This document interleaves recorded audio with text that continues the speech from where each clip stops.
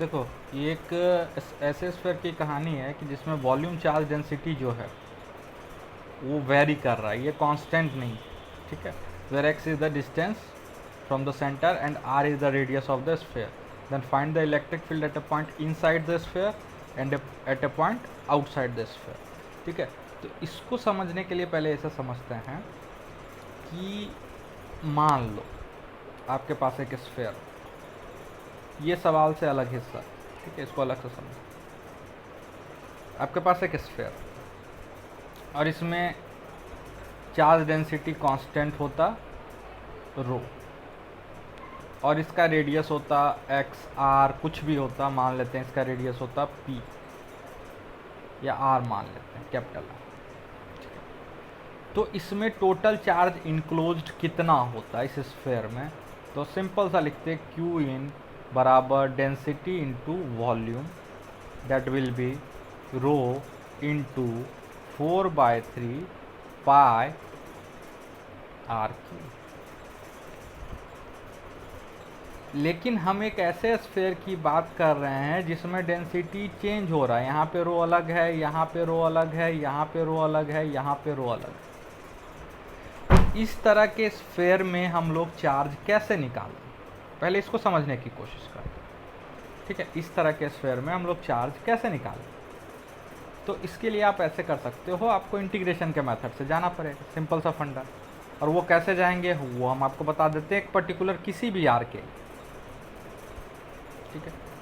तो हम ऐसा करते हैं, एक स्फीयर लेते हैं अगेन, ठीक है। इसमें चार्ज डेंसिटी मान लो यही qx/4 पाई r4 मान लेते हैं, इसका रेडियस r, इसका रेडियस क्या है r नहीं, इसका रेडियस हाँ r ही मान लेते हैं,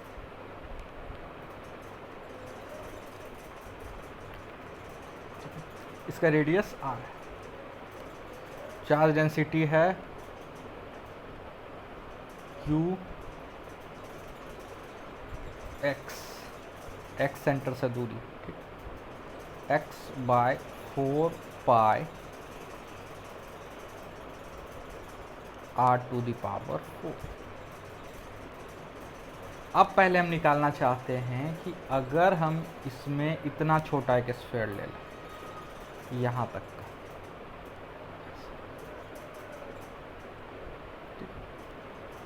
स्फीयर नहीं, यहाँ तक का एक स्फीयर, ठीक है, जिसका रेडियस मान लेते हैं y, इसका रेडियस हम लोग क्या मान लेते हैं y।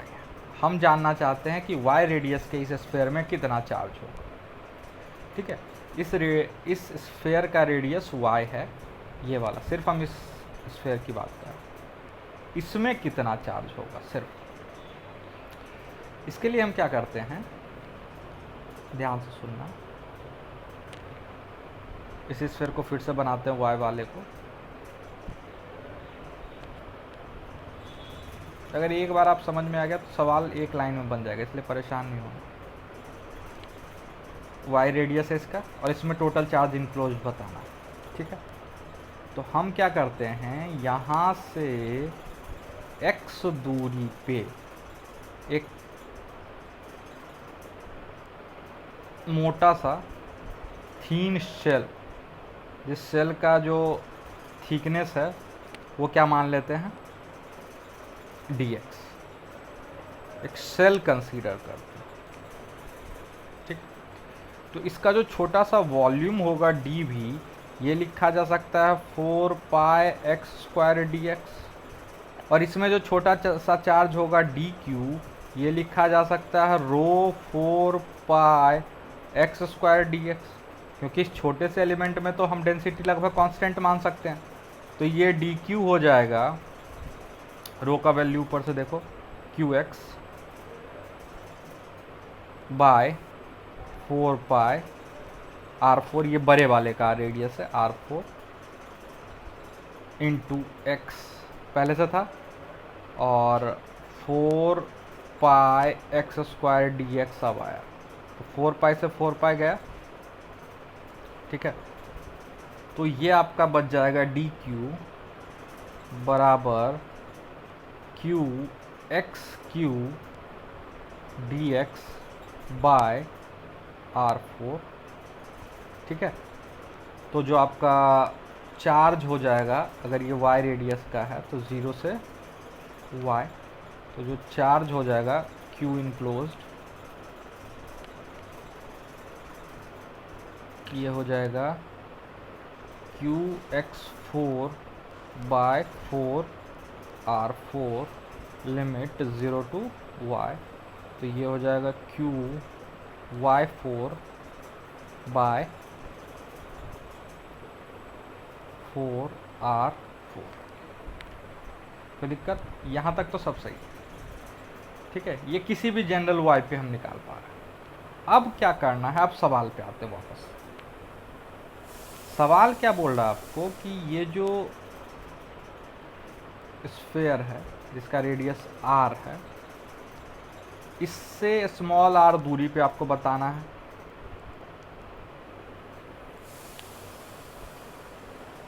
कि फील्ड क्या होगा, और बाहर वाले r दूरी पे बताना। तो स्मॉल r दूरी पे बताने के लिए हम गॉस लॉ यूज़ करेंगे सीधा सीधा। स्मॉल r दूरी पे आप एक गॉसियन सरफेस कैलकुलेट कर लो, है ना। इस स्फीयर के स्मॉल r दूरी पे गॉसियन सरफेस कैलकुलेट कर लो। तो यहाँ से फ्लक्स हम वैसे निकालेंगे E डॉट dA, और आपको पता बार बार करते हुए यहाँ पे फील्ड इधर और ये भी इधर, तो ये हो जाएगा E into 4 pi R square, है ना। E into 4 pi R square, और फ्लक्स गॉस लॉ से हो जाएगा Q enclosed by epsilon not, हो जाएगा। अच्छा, अगर y दूरी में इतना चार्ज इनक्लोज्ड है तो r दूरी में कितना चार्ज इनक्लोज्ड होगा, इसको पुट कर सकते हैं सीधा सीधा। ये हो जाएगा QR4 by 4R4 into epsilon nought, that will be equal to E into 4 pi R square, ठीक है। यहाँ से ये R स्क्वायर बचेगा, ठीक, और E बराबर आ जाएगा आपका, E will be equal to 4 pi E nought से K हो जाएगा, तो K Q R square by 4R4, ठीक है। अब बात आता है कि अगर हम बाहर फील्ड निकालना चाहें इसी स्फीयर के, ये किसी भी इनसाइड पॉइंट पे,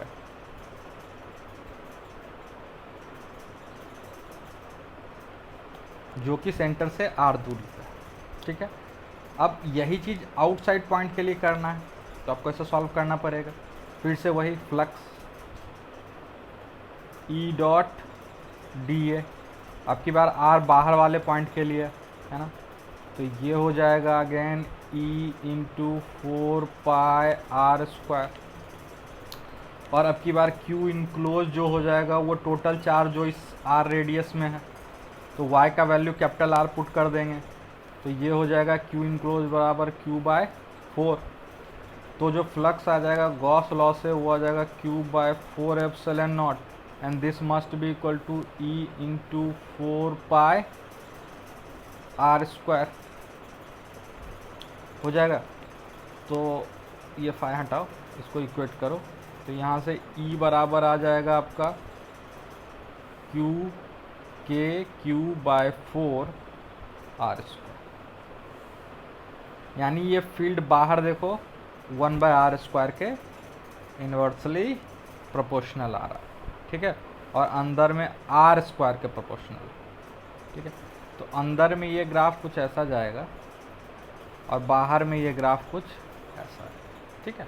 ये एक रफ आइडिया हम आपको दे रहे हैं, इसकी ज़रूरत नहीं।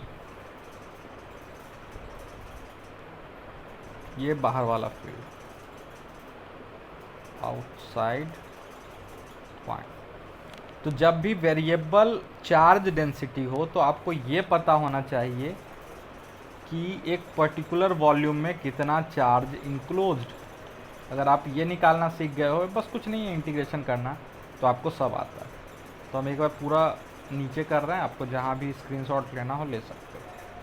ठीक है, ये आपका पूरा प्रोसेस है। यहाँ तक में हम सिर्फ चार्ज कैलकुलेट किए, है ना।